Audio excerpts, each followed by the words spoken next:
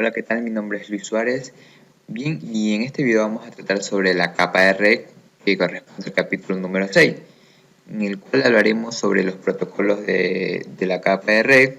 Vamos a hablar un poco del protocolo IPv4 y IPv6.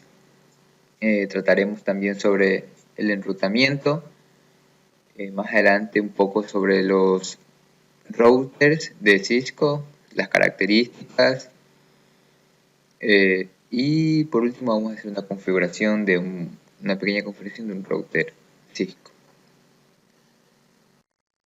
Bien, empecemos. Capítulo 6. Capa de red. Bueno, la capa de red o la capa 3 de OSI proporciona servicios que permiten que los dispositivos finales intercambien datos a través de la red. Bueno, para lograr ese transporte de extremo a extremo, la capa de red utiliza 4 procesos básicos.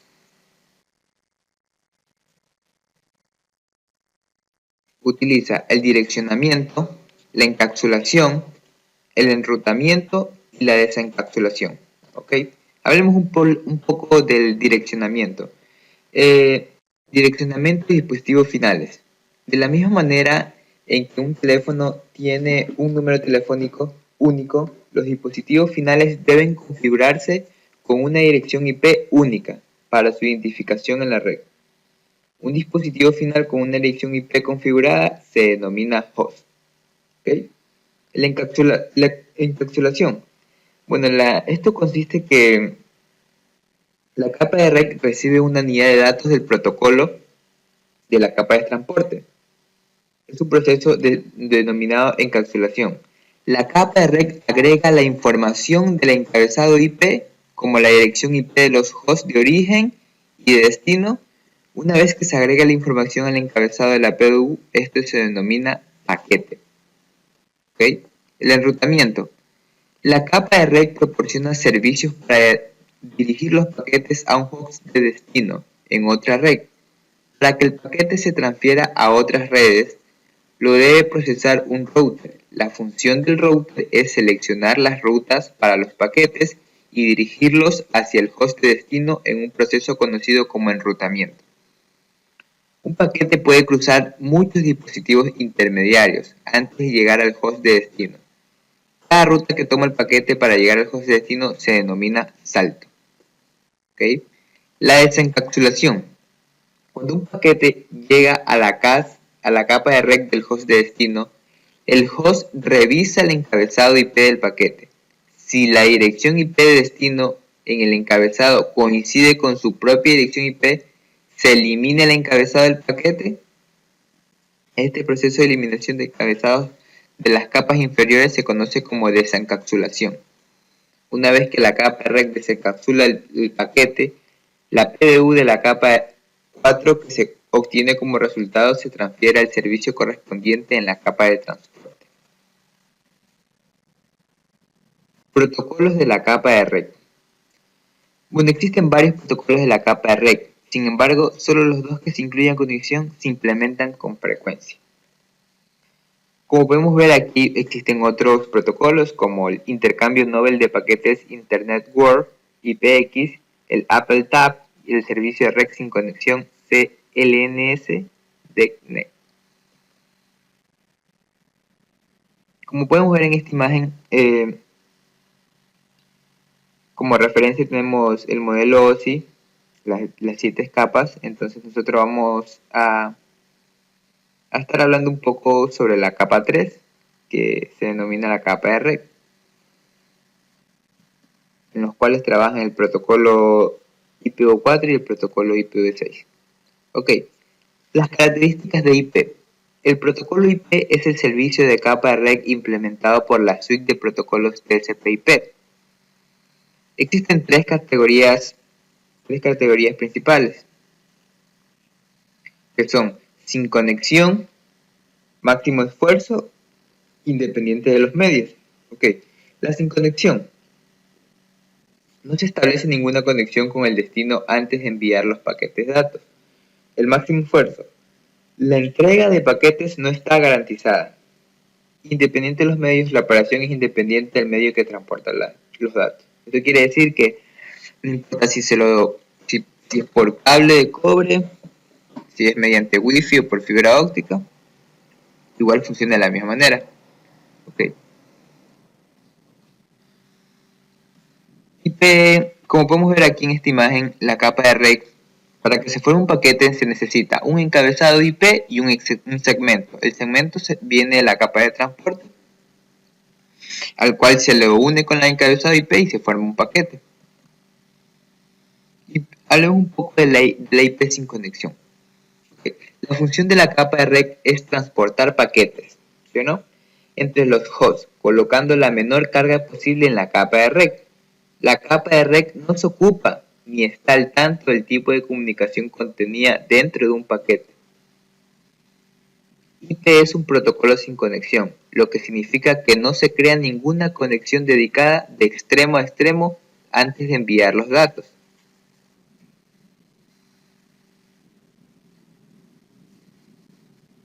Como IP es un protocolo sin conexión, por lo tanto no requiere ningún intercambio inicial de información de control para establecer una conexión de extremo a extremo, antes de enviar los paquetes.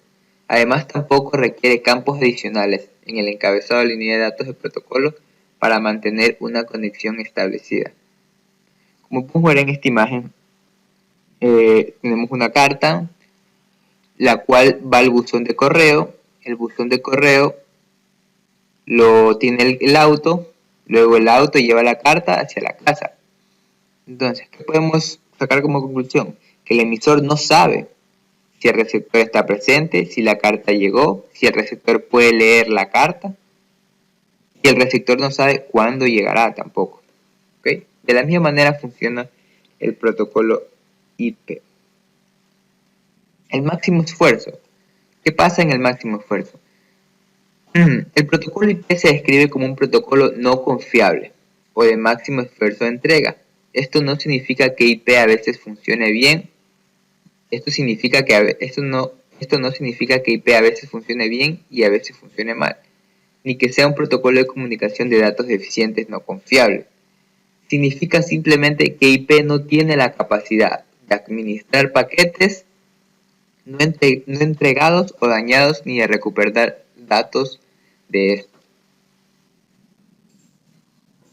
Como podemos ver en la imagen, el máximo esfuerzo consiste en que se envían un montón de paquetes hacia otros hosts y no sabemos si los paquetes llegan, todos los paquetes completamente, o algunos se pierden.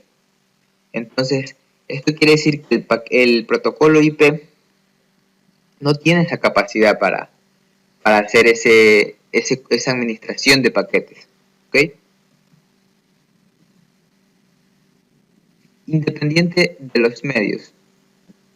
Entonces, la capa de red tampoco tiene la carga de la característica de los medios por los cuales se transportan los paquetes. IP funciona con independencia de los medios que transportan los datos en las capas inferiores del stack de protocolo.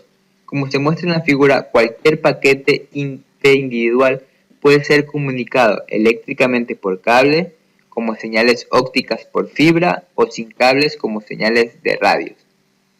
Es responsabilidad de la capa de enlace de datos del modelo OSI tomar un paquete IP y prepararlo para transmitirlo a través de los medios. Esto significa que el transporte de paquetes IP no está limitado a un medio en particular. Ok, el proceso de encapsulación de datos capa por capa permite el desarrollo y el escalamiento de los servicios de las diferentes capas sin afectar a otras capas. Esto significa que el protocolo IPv4, IPv6 o cualquier protocolo nuevo que se desarrolle en el futuro pueden empaquetar fácilmente los segmentos de la capa de transporte. Los routers pueden implementar estos diferentes protocolos de capa de red para operar al mismo tiempo en una red, desde y hacia el mismo host o hosts diferentes. ¿Okay? Entonces, para formar el paquete se necesita el segmento más el encabezado IP. Ok, Ok, vamos a ver cómo se genera un paquete. Vemos que tenemos la PDU de la capa de transporte, un encabezado más un dato, el encapsulamiento de la capa de transporte. De esta manera se encapsula la capa de transporte, agrega un encabezado para que los segmentos puedan volverse a armarse en el destino. Y el encapsulamiento de la capa de transporte, vemos cómo está el paquete, el segmento.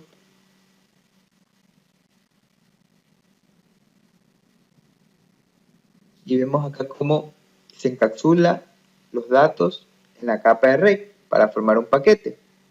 Coge la PDU de la capa de transporte, que la PDU es un segmento al cual se une un encabezado IP y se forma un paquete IP. ¿Okay?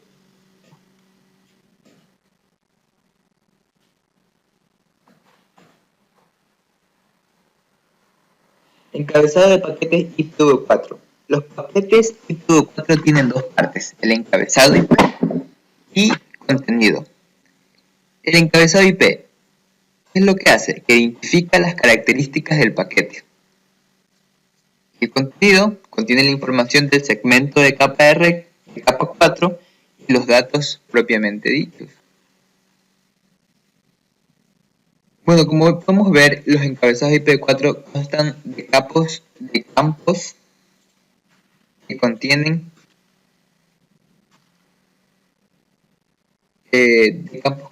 información importante sobre el paquete. Estos campos contienen números binarios que se examinan en el proceso de capa 3. Los valores binarios de cada campo identifican las distintas configuraciones del paquete IP. Bueno, vamos a ver un poco sobre los campos importantes del encabezado IPv4. Incluyen los siguientes. Okay. La versión. ¿Qué hay en ese campo? Bueno, contiene un valor binario de 4 bits que identifica la versión del paquete IP. Para los paquetes IPv4 este campo siempre se establece en 0.100. Okay, entonces ese es el binario de 4 bits 0.100 para identificar un paquete IPv4.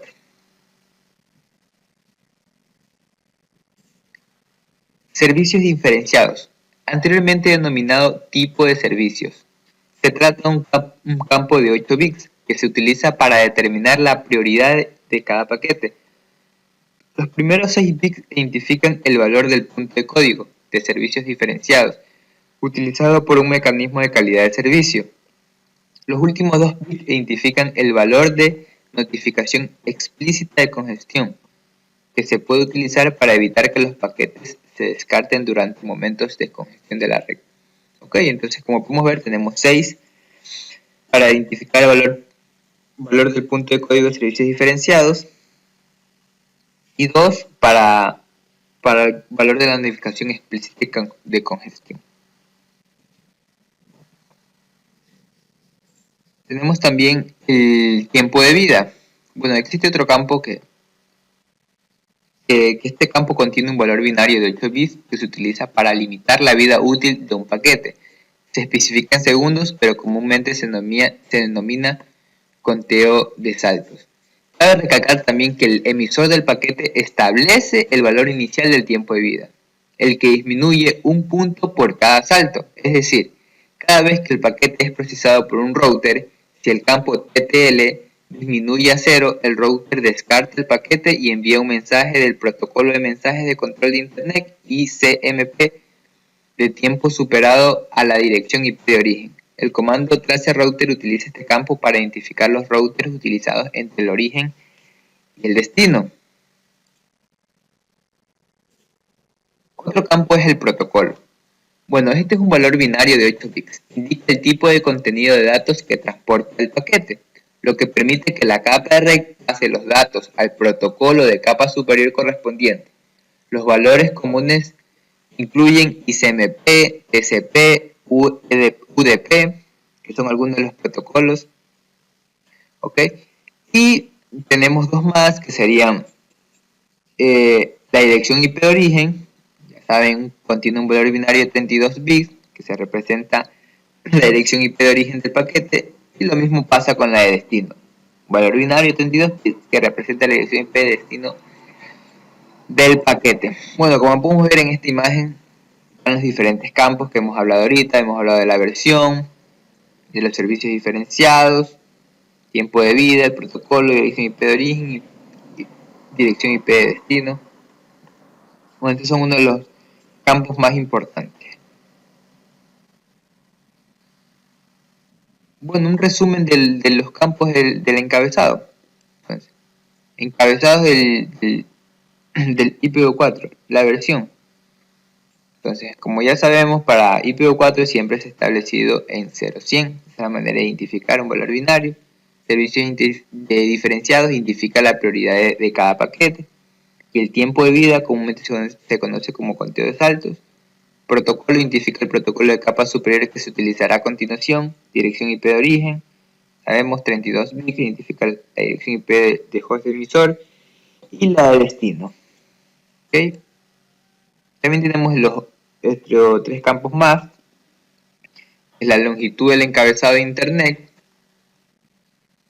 que contiene un valor binario también de 4 bits que identifica la cantidad de palabras de 32 bits en el encabezado. El valor IHL varía según los campos, opciones y relleno. El valor mínimo para este campo es 5, es decir, 5 por 32, que es igual a 160 bits, que es igual a 20 bytes, y el valor máximo es 15, es decir, 15 por 32, que sería igual a 480 bits, que es igual a 60 bytes. ¿Okay? La longitud total, en ocasiones denominada longitud del paquete, este campo de 16 bits define el tamaño del paquete. El checksum se utiliza para la verificación de errores del encabezado IP. El checksum del encabezado se vuelve a calcular y se compara con el valor en el campo checksum. Si los valores no coinciden, se descartan el paquete. ¿Okay? El checksum sirve para eso, para verificar errores en el envío.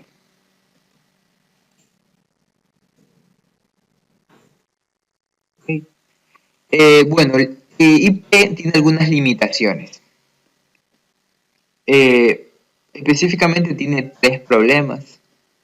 Vamos hablando algunos de estos 3 problemas. El primero es el agotamiento de direcciones IP. IPv4 dispone de una cantidad limitada de direcciones IP públicas exclusivas. Si bien existen aproximadamente 4 millones de direcciones IPv4, la cantidad creciente de dispositivos nuevos con IP habilitado, las conexiones permanentes y el crecimiento potencial de las regiones menos desarrolladas aumentan la necesidad de más direcciones. Entonces ese es uno de los puntos más bajos que tiene IP. Otro de los puntos es la expansión de la tabla de enrutamiento de Internet. Entonces, como los routers utilizan tablas de enrutamiento para determinar cuál es el mejor camino, a medida que aumenta la cantidad de servidores conectados a Internet, también lo hace la cantidad de rutas de la red. Estas rutas IPv4 consumen muchos recursos de memoria y del procesador en los routers de Internet. Y por último, la falta de conectividad de extremo a extremo. La traducción de direcciones REC-NAP es una tecnología de implementación frecuente en las redes IPv4. La tecnología NAP proporciona una forma de que varios dispositivos compartan una misma dirección IP pública. Sin embargo, dado que comparten la dirección IP pública, la dirección IP de un host de red interna se oculta. Esto puede resultar problemático para las tecnologías que requieren conectividad de extremo a extremo. Ok, entonces esas son algunas de las limitaciones que tiene IPv4. Entonces, ¿cómo solucionar eso? Entonces, más o menos por los 90s, el Internet Engineering Task Force comenzó a preocuparse, ¿no?, por estos problemas de IPv4 y entonces empezó a buscar un reemplazo.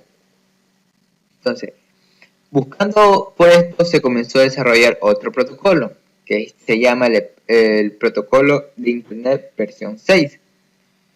¿Esto qué hace? Supera las limitaciones de IPv4 y constituye una mejora eficaz con características que se adaptan mejor a las demandas actuales y previsibles de las redes.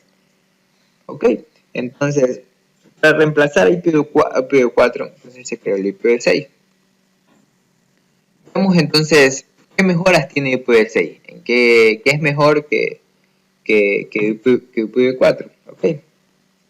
Entonces, el primer punto sería mayor espacio de direcciones. Las direcciones IPv6 se basan en una dirección jerárquica de 128 bits, mientras que IPv4 es de 32. El número de direcciones IP disponibles aumenta drásticamente. Ok, entonces, como ya nos pudimos dar cuenta que en IPv4 se están agotando la cantidad de direcciones IP, entonces, con IPv6 se puede erradicar ese problema, ¿no?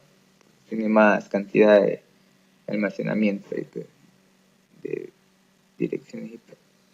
Ok, otro de los puntos es que mejora el manejo de los paquetes. El encabezado de IPv6 se simplificó con menos campos.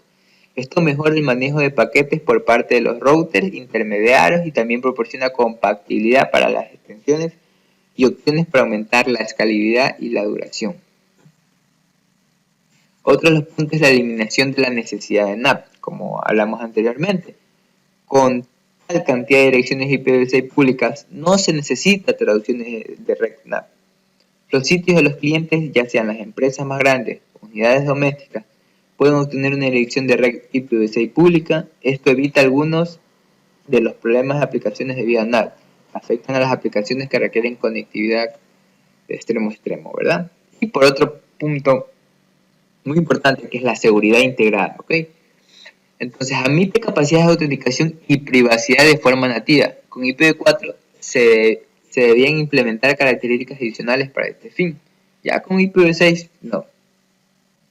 Hay algunas cosas que vienen nativas, algunas configuraciones de seguridad que vienen por defecto y lo hace un poco más seguro, algo que no tiene el IPv4.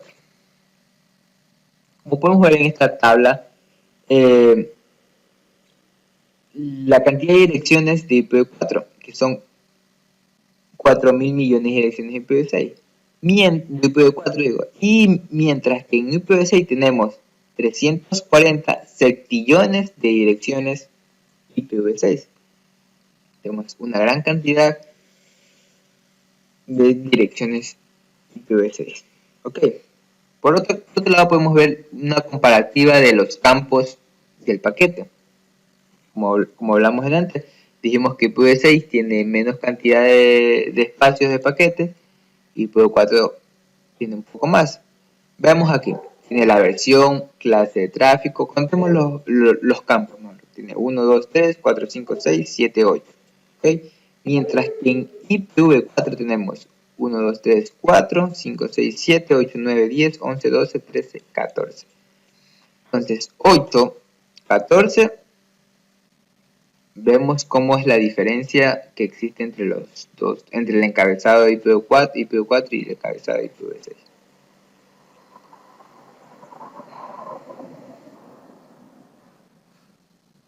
Ok, esta es una captura de Wireshark que sirve para capturar el tráfico de red. Y como podemos ver, los diferentes, el encabezado de IPv6, vemos que son un poco menos los campos, como podemos ver. Eso permite el manejo fácil de paquetes, como lo vimos anteriormente.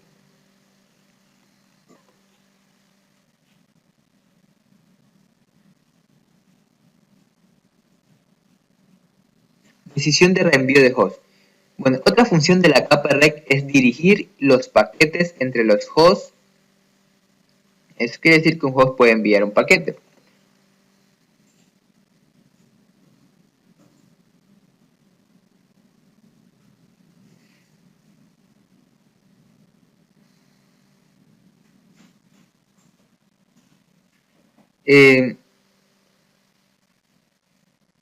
Asimismo, en este caso se utiliza una dirección IP especial. Por ejemplo, la 127.0.0.1 que se denomina interfaz loopback. Esta dirección del loopback se asigna automáticamente a un host cuando se ejecuta TCP/IP. La capacidad de un host de enviarse un paquete a sí mismo mediante la funcionalidad de la red resulta útil para realizar pruebas. Cualquier dirección IP dentro de la red 127.0.0/8 se refiere al host local. ¿Okay? Un host local, un host en la misma red que el host emisor, los hosts comparten la misma dirección de red. Un host remoto, un host en una red remota, los hosts no comparten la dirección de red. Bueno, para determinar si un paquete está destinado a un host local o un host remoto, se compara la combinación de la dirección IP y la máscara de subred del dispositivo origen con la dirección IP y la máscara de subred del dispositivo destino. Okay. Gateway predeterminado. Entonces, ¿qué es el gateway predeterminado? Es simplemente que es el dispositivo que enruta el tráfico desde la red local hacia los dispositivos en las redes remotas. En un entorno doméstico, en una pequeña empresa, el gateway predeterminado se suele utilizar para conectar la red local a Internet. Si el host envía un paquete a un dispositivo en otra red IP, debe reenviar el paquete al gateway predeterminado a través del dispositivo intermediario.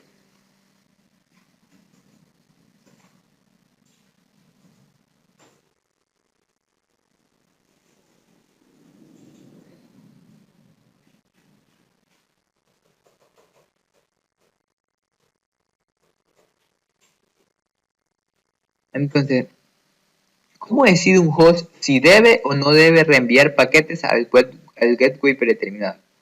Los hosts deben poseer una tabla de enrutamiento local propia para asegurarse de que los paquetes de la capa de red se dirijan a la red de destino correcta. La tabla del host generalmente contiene lo siguiente. Contiene tres cosas. Contiene una conexión directa, se trata de una interfaz loopback, que hablamos anteriormente, 127.0.01, la ruta de red local, la red a la cual está conectado el host, que se completa automáticamente en la tabla de enrutamiento del host, la ruta predeterminada local. La ruta predeterminada representa la ruta que los paquetes deben seguir para llegar a todas las direcciones de redes remotas. La ruta predeterminada se crea cuando hay una dirección de gateway predeterminado en el host. La dirección de gateway predeterminado es la dirección IP de la interfaz de red del router, que está conectada a la red local. Como también es importante observar que la ruta predeterminada y, por lo tanto, el gateway predeterminado se utilizan solo cuando un host debe reenviar paquetes a una red remota. No se requieren ni es necesario configurarlos si solo se envían paquetes a dispositivos en la red local. ¿Ok?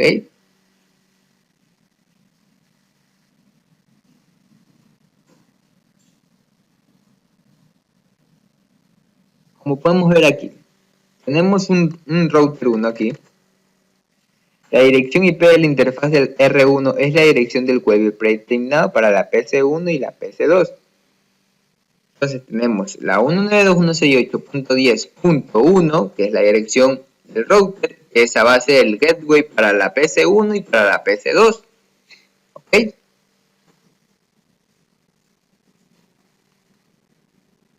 Tabla de enrutamiento del host.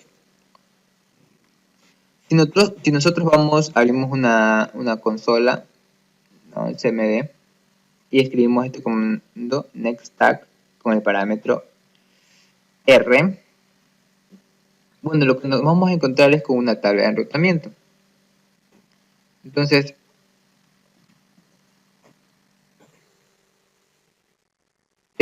básicamente se puede usar también el comando router print para ver la tabla de enrutamiento del host.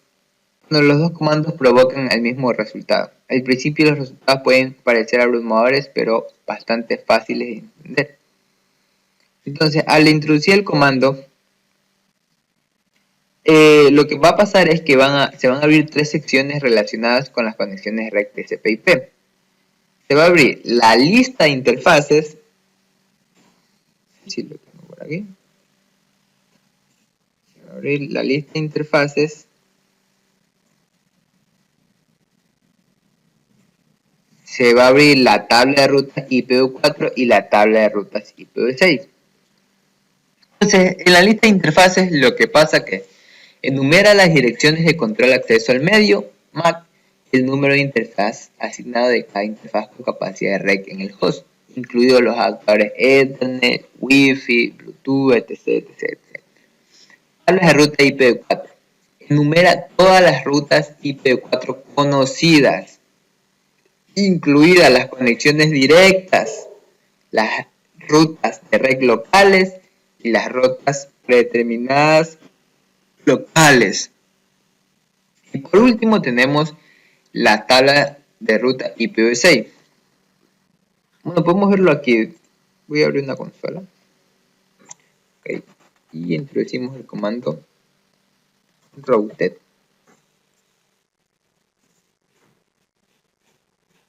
Nextag. Comando nextag. Nextag.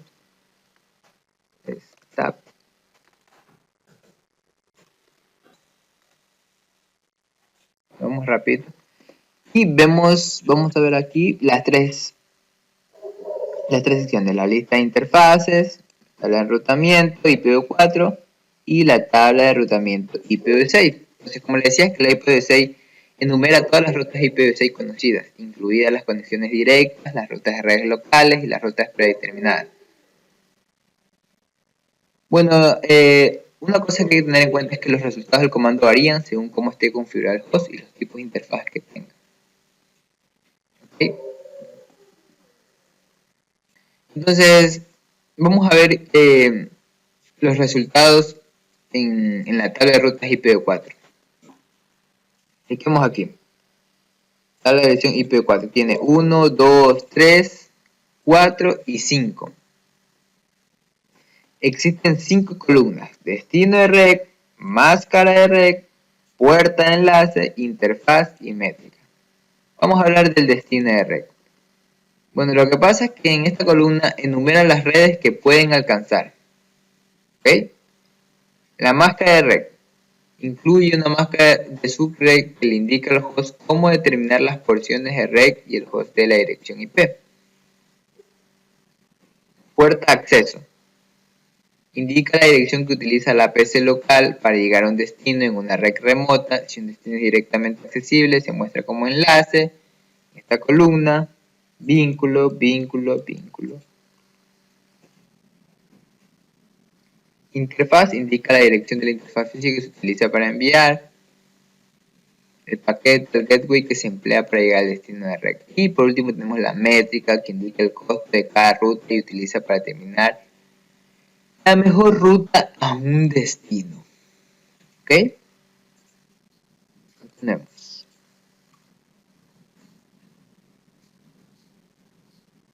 Como podemos ver, lo que les decía hace un momento. Entonces vamos a identificar ahora un poco la tabla de enrutamiento IPv6. Bueno, en la primera columna llamada interfaz incluye los números de interfaces de la sección.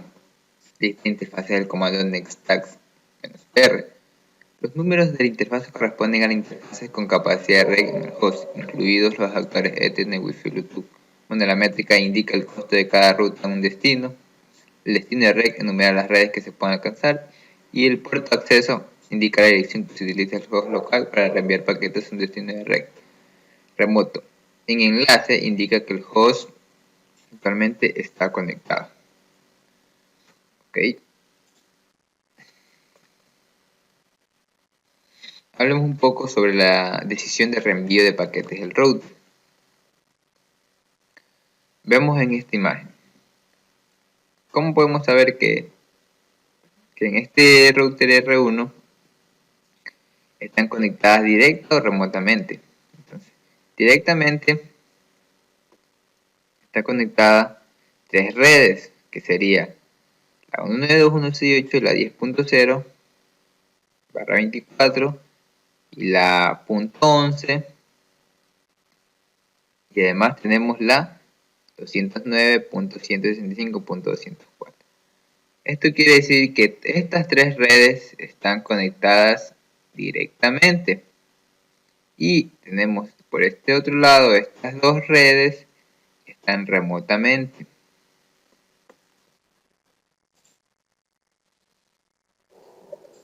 Sala de enrutamiento IPv4.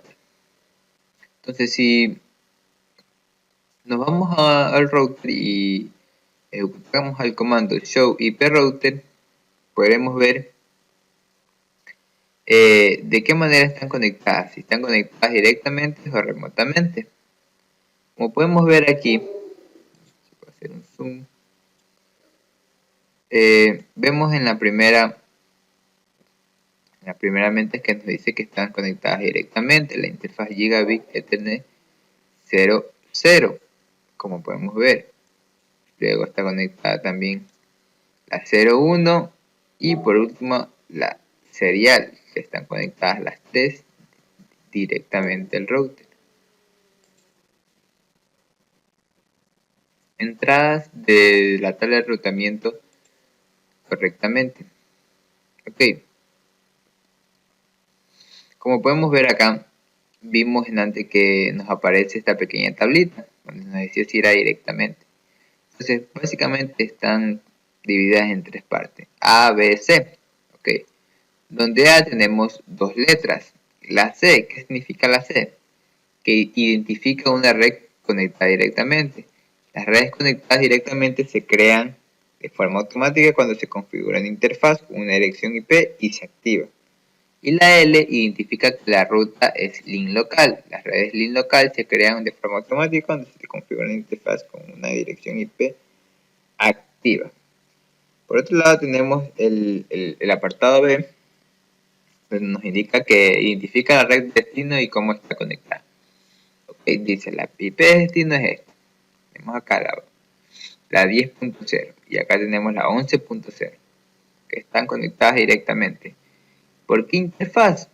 Bueno, la parte C nos dice la interfaz que está conectada. Está conectada a la Gigabit Ether 0. Aquí están equivocados. Gigabit Ether 01, debería decir. Ok.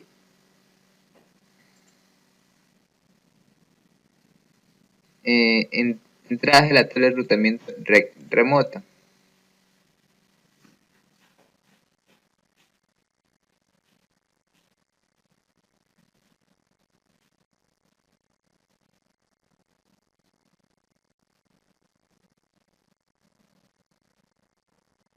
Bueno, como podemos ver, el apartado tiene 1, 2, 3, 4, 5, 6, 7 apartados. Vemos que en la parte verde identifica de qué manera el router identificó la red, identifica la red de destino. De otro color, punto 3, identifica la distancia administrada con fiabilidad del origen de la ruta. La métrica, que identifica el valor asignado para llegar a la red. Los valores más bajos indican las rutas preferidas. Siguiente salto, identifica la dirección IP del router siguiente para reenviar el paquete. Marca de hora, la ruta, identifica cuándo fue la última comunicación con la ruta. Interfaz de salida, identifica la interfaz de salida que se utiliza para reenviar un paquete hacia el otro. Hay que tener en cuenta, bueno, más adelante lo vamos a ver en el dirección next hop, o sea, el salto siguiente, cuando hay que generar una dirección al siguiente para que se envíe el paquete a un siguiente dispositivo, un siguiente router. Bueno, aquí vamos a ver la dirección next hop. Entonces, ¿cómo funciona esta dirección next hop? Supongamos que queremos enviar un paquete a la PC1 a la PC2. Entonces, en este caso, como están en la misma red, están usando el mismo router, el mismo gateway, entonces no van a necesitar ninguna dirección NetHub. No van a usar ninguna, porque están dentro de la misma red. Pero si de aquí se quiere enviar un paquete hacia la otra PC de acá, como son redes remotas, van a necesitar un Next Hub. En este caso, ¿cuál va a ser la dirección de hub? Va a ser la gateway del router 2 de aquí. ¿Ok? Básicamente es eso. Por otro lado, bueno, vamos a hablar ahora de los routers. Vamos a ver algunas características, la memoria, el CPU, todo. Bueno, nos dice que los routers son computadoras. Claro que son computadoras porque tienen un pequeño sistema operativo, tienen una pequeña CPU para procesar toda la información.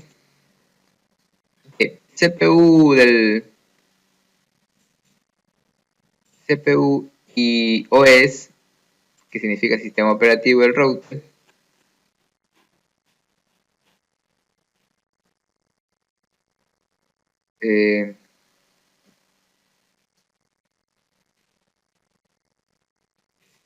básicamente el sistema operativo que se usa Cisco es el IOS, que significa Internet Operating System.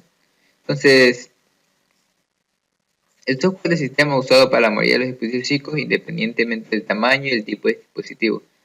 Se usa en routers, se usa en switches, LAN, pequeños puntos de acceso inalámbricos, grandes routers con decenas, interface y muchos otros dispositivos.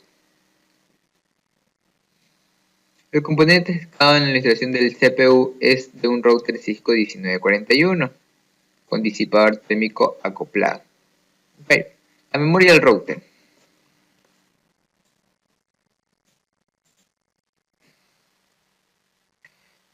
Entonces básicamente la memoria del router tiene cuatro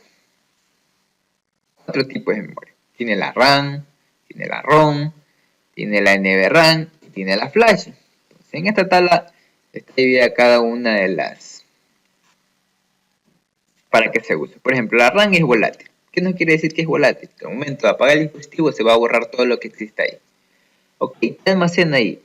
Almacena en ejecución el IOS, el sistema operativo en ejecución, algunos archivos de configuración de en ejecución, el enrutamiento IP y las tablas ARP, el buffer de paquetes. En la ROM no es volátil. Además es solo lectura. Instrucciones de arranque, software básico de diagnóstico, IOS limitado. La NVRAM no volátil, archivo de configuración de inicio. Y la flash no volátil, guarda el sistema operativo y otros archivos del sistema. Bueno, vemos el interior de un router. ¿Cómo está dividido? Básicamente este está dividido en 7 partes. Tenemos la fuente de poder.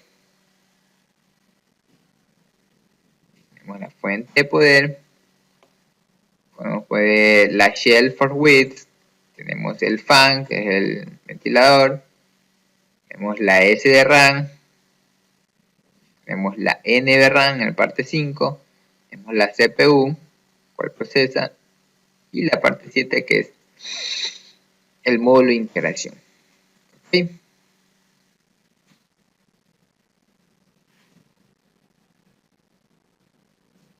Backplane del router. Ok, vamos a ver el backplane del router. Vamos a esta imagen, que es lo que contiene. Bueno, tiene un puerto de consola. En este caso tiene dos puertos de consolas para acceder a la administración de la configuración inicial de la interfaz de línea de comando CLI, mediante un puerto RJ45 común y un nuevo conector USB de tipo B, USB mini B, también lo tiene, pero también cuenta con un puerto auxiliar, que es un puerto de RJ45 para el acceso a la administración remota, es similar al puerto de consola. También contiene dos interfaces LAN, dos interfaces Gigabit Ethernet para obtener acceso a la LAN. Tiene ranuras para las tarjetas de interfaz WAN de alta velocidad mejoradas.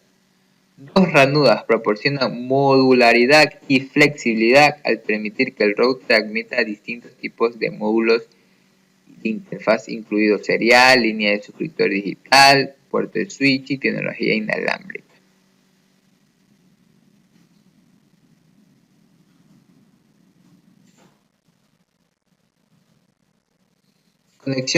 Conexión al router. Entonces, como podemos ver aquí, los puertos de la interfaz que utilizan para conectar cables al dispositivo. Se puede agrupar en dos categorías, los puertos de administración y las interfaces al router en banda. Bueno, puertos de administración.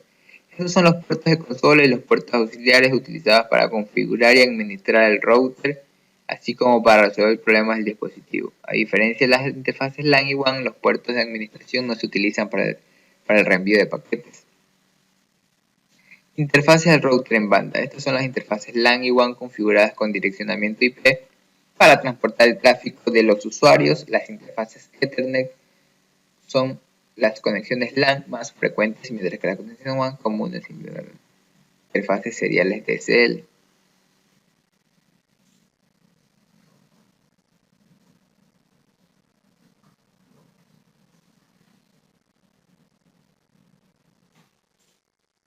Hoy tenemos las ranuras interfaces WAN y las interfaces LAN.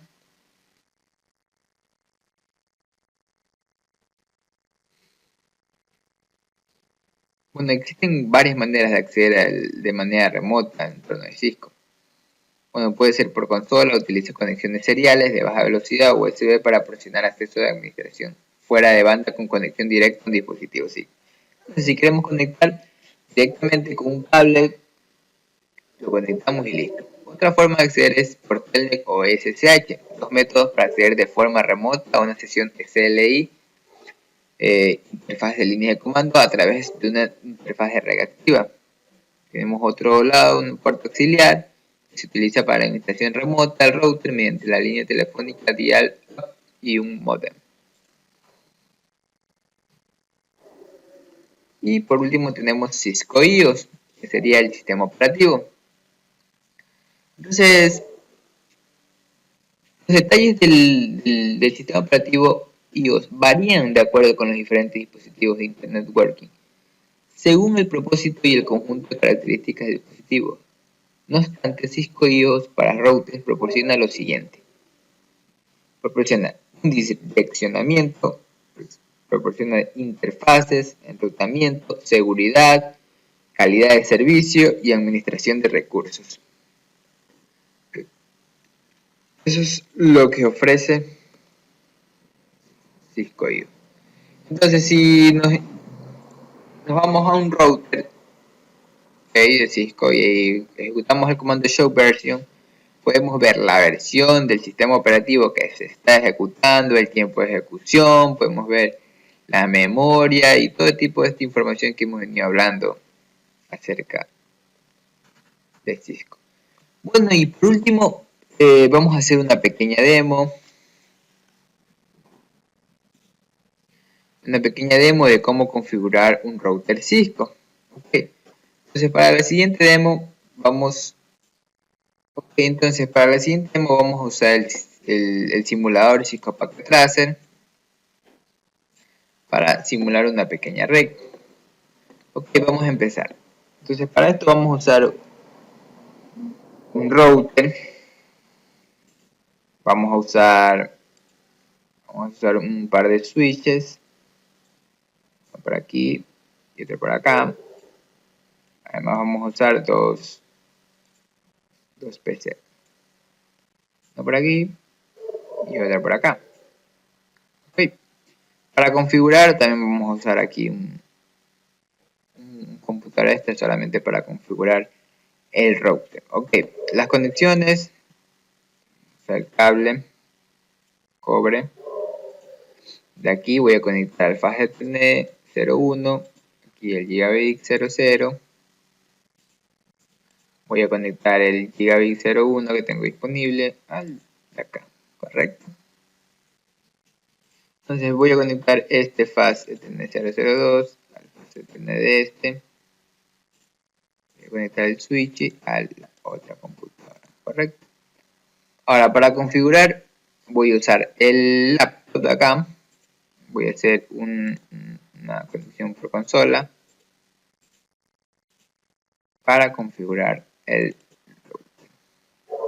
Ok, entonces además voy a darle una dirección IP a cada una de las compus con el gateway que voy a configurar. Entonces para esta PC0 le voy a dar una dirección estática que va a ser la 192.168.1.5, que va a estar en la subnet más, en la 255, y el gateway que va a ser el 192.168.1.1, que luego vamos a configurar en el router. Bueno, por ese lado. Y la PC2 va a tener esta siguiente dirección, que va a ser la 192.168.0.1.5, el mismo NECMAS, y el gateway va a ser 192.168.0.1. ¿Ok? Entonces, básicamente tenemos esa configuración. Ahora, para configurar, entramos acá, desktop, terminal, ok. Y nos va a aparecer esta ventanita, que ya estamos conectados al router. Entonces nos dice continuar con la configuración del diálogo, le decimos que entra. ¿Okay? Entonces vamos a entrar al modo exe, el comando enable, estamos en el modo. Entonces vamos a entrar a configurar la terminal, configure terminal. Ok, entramos a la configuración. Entonces lo primero que vamos a darle es un nombre, ¿ya?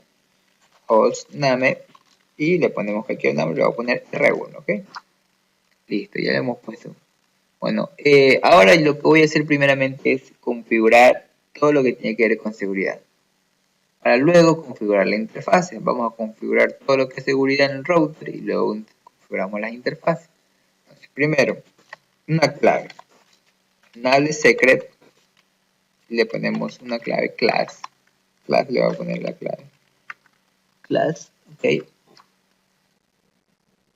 Bueno, vamos a configurar la línea console 0. Y le vamos a dar una password, que va a ser Cisco. Y le vamos a pedir que se autentique, que haga un login al momento de ingresar y salga. Ok, por otro lado vamos a configurar también las líneas BTY, vamos a ponerle una contraseña BTY de la 0 hasta la 4. Le vamos a dar una pass, que va a ser Cisco. Y también vamos a pedir que se autentique, login y salimos. Ok, vamos a encriptar las claves, para eso usamos el servicio password encrypted,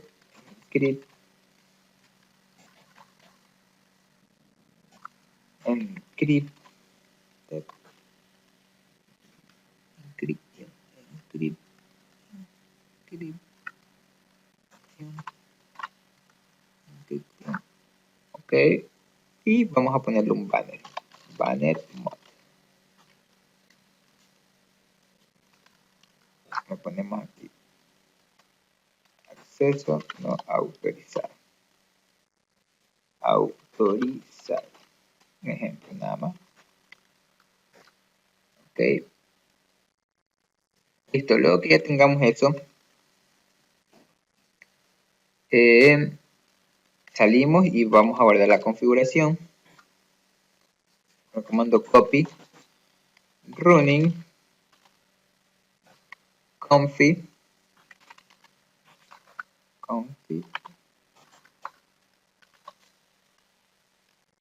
startup config. Ok, nos pregunta destination. Ok, entonces ya hemos guardado la configuración. Entonces si salimos y entramos de nuevo, nos va a pedir, ok, la path que pusimos, que es Cisco, ¿verdad? Vamos a poner en modo enable, en modo exe, ya nos va a pedir la path, que pusimos que es class, ok, y ya estamos logueados. Entonces para lo siguiente es, vamos a configurar las interfaces. Entonces vamos a entrar al modo config para configurar las interfaces. Entonces ingresamos a la interfaz comando int interface y cogemos la primera interfaz, la G, 00, que si nos damos cuenta, esta creo que es la G00. Ok, tenemos para acá, que este tiene el gateway que le pusimos, que es la 1.1, si no me equivoco. Entonces, vamos a configurar. Vamos a ponerle un IP address. La 192.168.1.1. Vamos a crear su red 0. Ok, le pueden poner una descripción, LAN 1 por ejemplo. Y levantamos la interfaz con no shutdown, abreviado no SH. Y vamos viendo cómo se está realizando la conexión entre el switch y el router.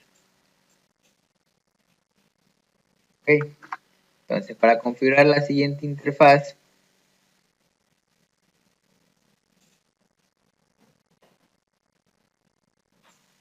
salimos. Ok, y vamos a la siguiente interfaz, la 0, 1. Entonces para la consiguiente vamos a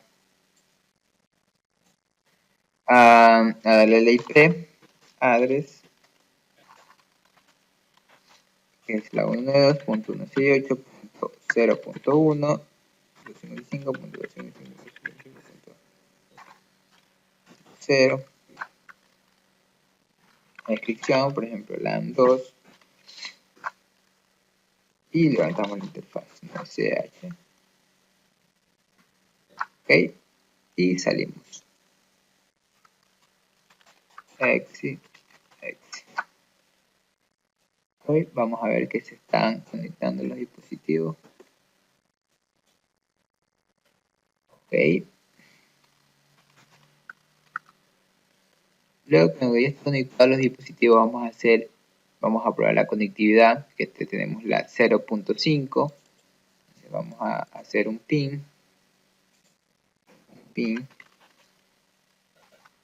a la 192.168.0.5. Vamos a ver si tenemos conectividad.